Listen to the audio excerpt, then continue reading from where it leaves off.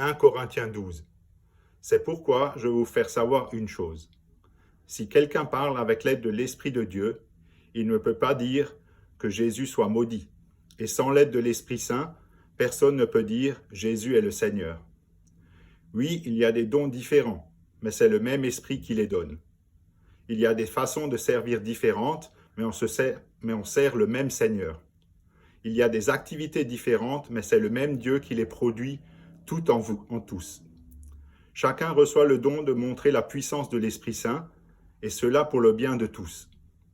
L'un reçoit de l'Esprit le don de parler avec sagesse, l'autre reçoit du même Esprit le don de faire connaître Dieu.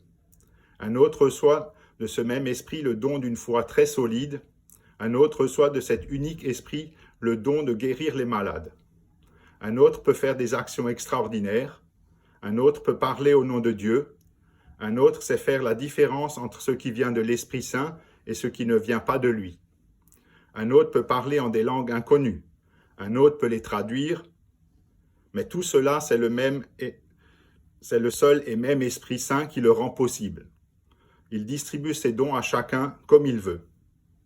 Utilisons une comparaison. Le corps forme un tout et pourtant il y a plusieurs parties. Malgré leur nombre, toutes les parties du corps ne forment qu'un seul corps. Pour le Christ, c'est la même chose. Tous, juifs et non-juifs, esclaves et personnes libres, nous avons reçu le baptême dans un seul Esprit Saint pour former un seul corps. Nous avons tous bu à la source de cet Esprit unique